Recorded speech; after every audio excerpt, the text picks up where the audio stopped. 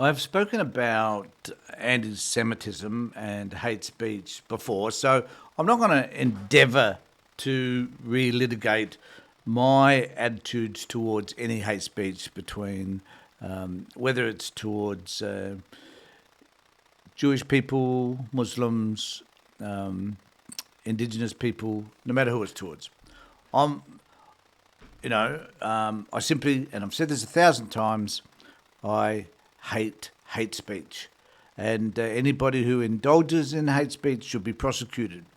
I have no problem with that whatsoever, and it provides a diversiveness, a separation in our community, which I think is really unhelpful. What I am concerned about in relation to the inquiry and the recommendations that are now being put forward in regards to anti-Semitism is that it is, I think, possibly fraught with danger. And there will be people who will innocently make comments against the IDF and what's happening in Gaza and the West Bank, who will find themselves, such as Francesca Albanese, on the other side of the ledger, where they will be attacked for making statements about genocide, about the killing of women and children and innocent people in Gaza, and criticism of the IDF as a result. Now, I am going to be one of those persons that will continually make statements in regard to all of that. So I think that line that is being drawn now between what it is that you and I might say in that regard is going to be a bit hazy and we may find ourselves verging on this definition, whatever it is, of anti-Semitism and hate speech. And so what I've discovered Sky News are endeavouring to do is to try and murky the lines even further and to use this opportunity to blame Anthony Albanese and the Labor government for even organising, setting up, establishing an inquiry into the issue and having a Jewish woman present the outcome or the report on her discoveries. Because I'm about to show you a video whereby there's an opinion piece by a woman who I do not know, don't care, but is expressing a view that we're going to hear more and more from the Murdoch press as time goes by, because for some reason these people expect the recommendations made in this report to automatically be implemented and made into law. The problem that we have is we don't know what that's going to look like, and we don't know whether people like you and I, if we make a statement in regard to the genocide in Gaza, we're going to be seen as anti-Semitic, where we're not. We're anti-IDF, so an anti-Israel government. Nothing to do with Jewish people whatsoever. So this is the problem that we're going to have. And this is the kind of conversation that these people have, which I find a wee bit disturbing. More performative compassion from Anthony Albanese on anti-Semitism. There was much fanfare as Anthony Albanese launched. So the first issue here is, what made it performative compassion? Is it because anything that Anthony Albanese does, which is compassionate, which is empathetic, simply has to be labelled as performative? So in other words, they're saying he doesn't mean it. He's not really concerned. Well, actually, if he wasn't concerned, he wouldn't have done anything like this in the first place. He wouldn't have even bothered. He's done the right thing. Let's see how it unfolds, because these people are there to rip it apart at every opportunity. Launched a new action plan from his special envoy to combat anti-Semitism to tackle Jew hatred at a Sydney press conference. Anti-Semitism has risen to deeply troubling levels in Australia.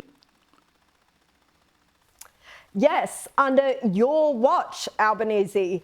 This was the new report. Everyone was there to spruik.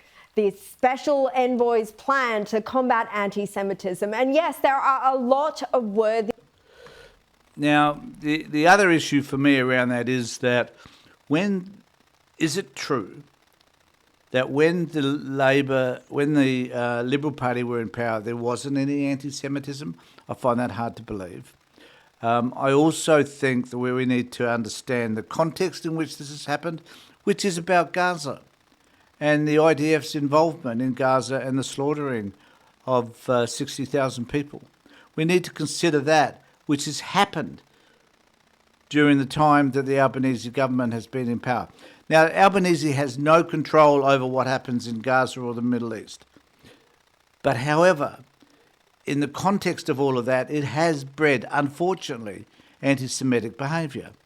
That is not Albanese's fault, but for some reason, stupid people like this woman seem to think that it is. Recommendations in there, and I'll go through some of them shortly. But here's the sticking point. They are just recommendations. Most, bar a few of the more minor ones, have not yet been adopted. Here's the PM talking about how the government is going to take time to reflect on this. We'll now carefully consider the report recommendations. There's a number of things in here that we are doing. There's a number of things can be implemented quickly. There are a number of things that will require work over a period of time. But how? The flawed logic here is that there has never been a report written, I wouldn't think, which presents recommendations which magically appear as law. That just does not happen. I've been a party to a host of recommendations, particularly around issues around child protection, and I can tell you that the process required in order to make those things law is arduous, and it needs a lot of debate, and you need to get the lawyers involved from the government in order to work out what is appropriate, what is not, what is acceptable, and what's not likely to go to the High Court. So for this woman, crazy woman, to suggest that somehow this just automatically takes place is bizarre. You know, there's no logic, it's not sensible. It's simply the Sky News and the Murdoch press endeavouring to make an issue out of this anti-Semitism issue. How much time will it take? We've already seen 3 Australian synagogues set alight or be attempted to be set alight in recent months, 2 in Melbourne, 1 in Sydney. Attacks on places of worship just because they're Jewish. We've seen a Melbourne restaurant violently attacked over the weekend because it's Israeli. Diners and staff terrorised. We don't need more talk. We need action. Now, here's what the government will be taking its time to consider, and I think you'll agree it's simply common sense. First, they'll look at stripping taxpayer funding from universities, academics and researchers. So she was saying at the beginning that Albanese is wanting somewhat because they haven't done anything, and now she's saying these are the recommendations that is suggested that they implement. So what is it? Are you going to not criticise Albanese for not having done anything, or are you going to wait until the recommendations come through? What will it be?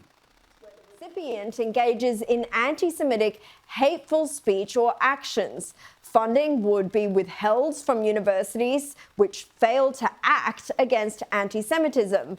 Holocaust and anti-Semitism education embedded into our schools. In the arts, where we've seen so many... Now, the other issue for me around all of this is, why is it that we need to have a history lesson around the Jewish situation, particularly, I guess, the Holocaust? I mean, certainly that could be taught when we're looking at modern history and what happens during the World War II. And certainly that's a story that needs to be told, because it tells us about how horrible human beings can be towards other human beings. No different, in fact, to how horrible human beings are in Gaza towards Palestinian people. But nevertheless, that is an issue. So, and what are the penalties? What penalties can we expect to be provided for universities when they fail to present a student from making a statement, writing an essay, waving a Palestinian flag, whatever the case might be? How can universities, or why should universities be punished because students make a statement about how they feel about what's happening in another country that happens to be controlled, governed or invaded by the Israeli Defence Forces? What are the provisions? How do they get, what are the guidelines? What are the boundaries? How is this to be defined? Who's going to define it? You know, this woman certainly hasn't got a clue and is asking something which at the moment perhaps should be done, I'll agree, but we don't know what it looks like. Many examples of artists promoting extremism and the cancellation and doxing of Jewish creatives and who were just revealed through WhatsApp chats and told that they can't be part of festivals. Well, the report recommends the efficient termination of funding where the institution of festival promotes, facilitates, or does not deal effectively with hate or anti-Semitism. In terms of our laws, the envoy wants to review them, including in respect to violent and intimidating protest activity. We will look at whether it is now necessary to strengthen hate crime legislation, including provisions relating to not only incitement and vilification and prohibitive symbols, which we have, but actual hatred and the speaking of hatred and demonstrated hatred. And I've mentioned this before, and that is that the legislation that is required is about working cooperatively with states as well as it is with federal, because a lot of the laws are governed by state legislation. So it's far more complicated, I think.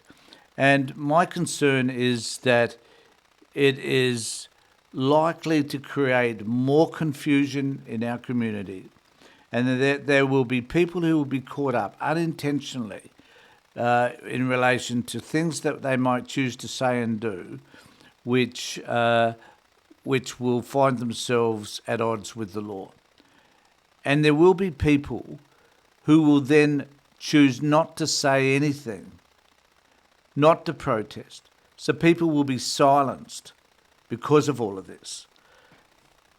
And as a result, any comments that are made challenging the status quo, our involvement with Israel, our involvement in providing any form of equipment to the IDF, any human rights argument that could be presented in relation to what happens in the Middle East and Israel will be a contested issue.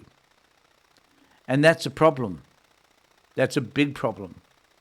Let me know what you think in the comments section below. Remember to subscribe to my channel, to ring the bell for further notifications. I'd love to hear from you in terms of what you say below. In the meantime, take care, look after yourselves, and more importantly, be safe.